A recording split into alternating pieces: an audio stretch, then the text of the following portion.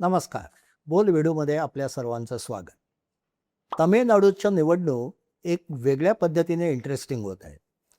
तिथला एक वेगळाच फॅक्टर आहे आणि तो फॅक्टर असा आहे, की तिथे सेलिब्रिटी किंवा जे लोकप्रिय नट किंवा कलाकार यांची लोकप्रियता महत्त्वाची ठरणार का निवडणुकीची स्ट्रॅटेजी महत्त्वाची ठरणार? कारण तामिळनाडूमध्ये असं म्हटलं जात होतं, की द्रमुक आणि अण्णा द्रमुक म्हणजे एन-डी-एमध्ये तिथे भाजप, अण्णा द्रमुक म्हणजे जयललितांचा पक्ष हे एकत्र आहेत. दुसरीकडे करुणानिधींचा द्रमुक हा एक जोरदार आत्ता जो सत्ताधारी पक्ष आहे, स्टॅलिन यांच्या नेतृत्वाखाली तो काम करतोय. आणि असं म्हटलं जात होतं, की स्टॅलिन विजयी होण्याची सर्वात जास्त शक्यता आहे. ज्याप्रमाणे बंगालमध्ये ममता बॅनर्जींचं वजन आहे, प्रभाव आहे, तसंच स्टॅलिन यांचा तामिळनाडूत विशेषतः द्रमुकचा तामिळनाडूमध्ये खूप मोठा प्रभाव आहे असं म्हटलं जात होतं. परंतु निवडणूक जशी जवळ आली आहे, तसं विविध ओपिनियन पोल असं दाखवतात, की अण्णा डी-एम-के आणि भारतीय जनता पक्षाची युती ही फार काही मागे आहे असं नाही.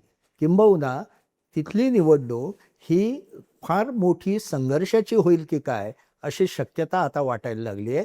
ह्याचं एक कारण आणखी असं, की विजय नावाच्या सिने कलाकाराचं त्यातलं पदार्पण. विजय हे फार लोकप्रिय कलाकार आहेत आणि त्यांनी टी-व्ही-के नावाचा पक्ष स्थापन केला आहे. तामिळनाडूचं राजकारण हे सिनेमाभोवती फिरतं. जसं द्रमुकचे प्रमुख जे म्हणजे करुणानिधी हे उत्तम पटकथाकार होते, गीतकार होते. त्याच्यानंतर अण्णा डी-एम-के ज्यांनी सुरू केले ते एम-जी-आर आणि पुढे जयललिता हे दोघं अत्यंत लोकप्रिय नायक-नायिका होते. आणि त्याच्यानंतर रजनीकांत एकदा निवडणुकीच्या रिंगणात येण्याचा प्रयत्न करत होते. कमल हसन निवडणुकीत आलेले होते. तर तामिळनाडूची जनता ही सिने नटांना राजकारणात सहज प्रवेश देते आणि त्यांच्यावर भरभरून प्रेम करते आणि मतं पण देते.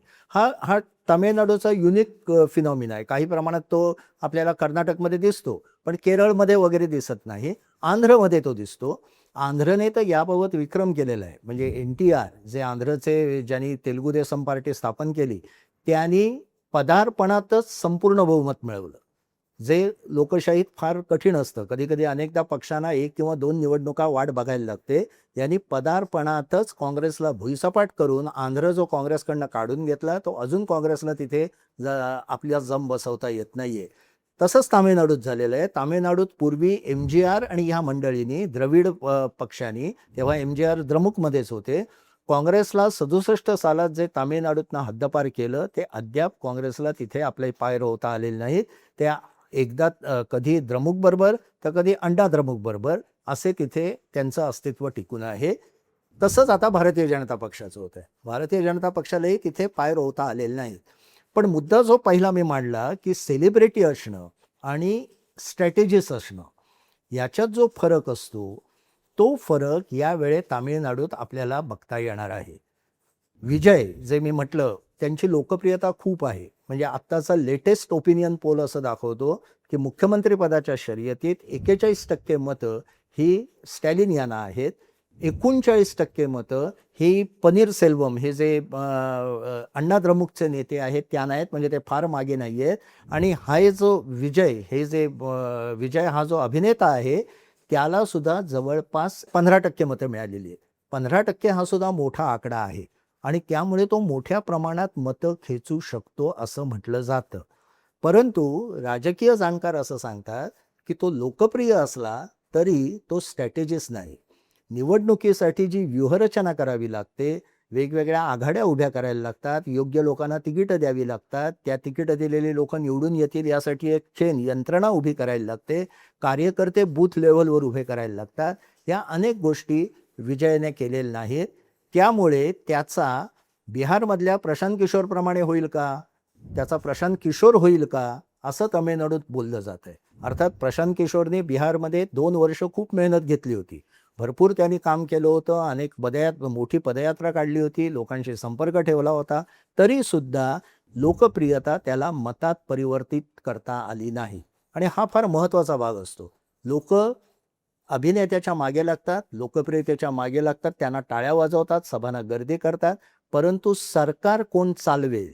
असा जेव्हा प्रश्न त्यांच्या मनात येतो, तेव्हा बहुतेक वेळा ते संघटना ज्यांची मजबूत आहे, ज्यांची यंत्रणा काम करणारी त्यांना दिसत असते आणि ज्यांच्याकडे कारभाराचा अनुभव आहे त्यांच्याकडे बहुधा वळतात असं आपल्याला दिसून येतं.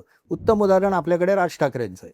राज ठाकरेंना गर्दी भरपूर, सोशल मीडियावर प्रभाव, मीडियामध्ये भरपूर जागा, परंतु प्रत्यक्ष मतदानाच्या वेळी ते कुठेच दिसत नाही. असं विजयचं होईल की काय, अशा पद्धतीची चर्चा तामिळनाडूत सुरू झालेली आहे. याला कारण पुन्हा प्रशांत किशोरचा उल्लेख यासाठी येतो की असाच प्रश्न मागच्या निवडणुकीत 21च्या निवडणुकीत हा यांच्यासमोर करुणानिधींचे पुत्र स्टॅलिन यांच्यासमोर उभा राहिला होता. थोडक्यात तामिळनाडूचा जर का आपण इतिहास पाहिला तर 2016 आणि 2011 आणि 2016 या दोन्ही निवडणुका जयललितांच्या अण्णा द्रमुकने मजबूत मताधिक्याने जिंकलेल्या होत्या आणि DMK मागे पडलेलं होतं. 21मध्ये मात्र जयललिता गेल्या, म्हणजे जयललितांचं निधन झालं होतं. त्याच्यानंतरच्या निवडणुकीत स्टॅलिन यांनी बाजी मारली. याला कारण स्टॅलिन यांनी आपल्या व्यूहनीतीसाठी, कूटनीतीसाठी किंवा राजकारणासाठी प्रशांत किशोर यांची मदत घेतली होती, जी ममता बॅनर्जींनी गेल्या निवडणुकीतही प्रशांत किशोर यांची मदत घेतली होती. म्हणजे याच्यात गंमत अशी आहे, भारतीय राजकारणातलं बघण्यासारखं आहे की जे स्ट्रॅटेजिस्ट चांगले असतात ते निवडून येत नाहीत. जे प्रशांत किशोरांचं बिहारमध्ये दिसलं, जे निवडून येऊ शकतात म्हणजे जे फक्त लोकप्रिय असतात त्यांना स्ट्रॅटेजिस्ट बरोबर नसला तर निवडून येता येत नाही. त्यामुळे नेत्याला कधी कधी उत्तम स्ट्रॅटेजिस्टची गरज असते, जशी नरेंद्र मोदींबरोबर अमित शहा आहेत किंवा आणखी त्यांची मंडळी आहेत. पूर्वी फार मोठं काम जेटली करत होते. जेटली गेल्यानंतर तो लॅक्युना जो आहे, ती स्पेस आहे, ती अद्याप भारतीय जनता पक्षात भरली गेलेली नाही आहे.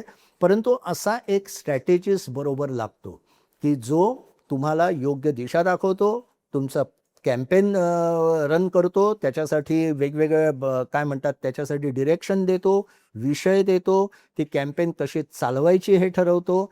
हे सगळं करणारा माणूस स्टॅलिन यांच्या तेव्हा 2021मध्ये लक्षात आलं की करुणानिधी नाही आहेत, वडिलांची लोकप्रियता आपल्याबरोबर नाही आहे. अशा वेळी आपण चांगल्या स्ट्रॅटेजिस्टची मदत घेतली पाहिजे आणि त्यांनी प्रशांत किशोर यांची मदत घेतली आणि त्यांनी थम्पिंग मेजॉरिटीने सत्ता मिळवली. आता प्रशांत किशोर त्यांच्याबरोबर नाही आहेत कारण ते पॉलिटिक्समध्ये आले. आपल्याकडे उद्धव ठाकरे यांनी हा प्रयत्न केला होता की प्रशांत किशोर यांचा सल्ला घ्यायचा, पण त्यांचं काही जमलं नाही. काँग्रेसने हा प्रयत्न केला होता, पण त्यांनी काँग्रेस पक्षातच मोठं पद मागितलं म्हणून त्यांची बोलणी फिसकटली, नाहीतर काँग्रेसची अशी स्थिती झाली नसती असं सांगतात. याचा अर्थ प्रशांत किशोर हमखास निवडणूक जिंकून देतात का, तर तसं नसतं. शेवटी पक्ष कार्यकर्ते, पक्षाची संघटना, पक्षाचा नेता याच गोष्टी महत्त्वाच्या असतात, पण त्याचा उपयोग कसा करून घ्यायचा हे फार महत्त्वाचं असतं. तामिळनाडूत ते होणार आहे.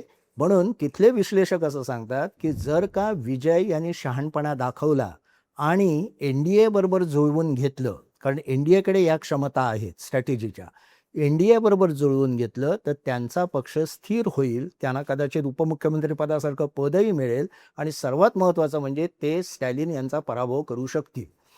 NDA प्लस विजय हे हमखास विजयाचं गणित आहे असं तिथले लोक सांगतात, कारण तामिळनाडूमध्ये सुद्धा अँटी इन्कम्बन्सी मोठ्या प्रमाणात आहे आणि ती मुख्यतः आमदारांच्या विरोधात आहे, स्टॅलिनच्या विरोधात नाही, करुणानिधी घराण्याच्या विरोधात नाही. पण स्टॅलिनचा मुलगा उदयनिधी, त्यांची काही वक्तव्य आणि बाकी आमदारांचा आणि मंत्र्यांचा कारभार, त्यांचा भ्रष्टाचार याच्या विरोधात खूप मोठ्या प्रमाणात वातावरण आहे. त्याचा फायदा अण्णा DMK, भाजप आणि NDA यांना मिळू शकतो. त्याच्यात विजय यांचा जर का सहभाग झाला तर ते अलायन्स, ती आघाडी ही तामिळनाडूमध्ये सत्ता पालट करू शकते. पण हा मुद्दा याच्यात आहे की एकांकडे स्ट्रॅटेजी आहे तर एकांकडे लोकप्रियता आहे. आता ते दोघं एकत्र येतात का, पुढच्या 1-2 दिवसात आपल्याला कळेल. एकत्र आले तर तामिळनाडूची निवडणूक ही खूप इंटरेस्टिंग होईल, की एक मार्गी होणार नाही एवढं निश्चित. धन्यवाद.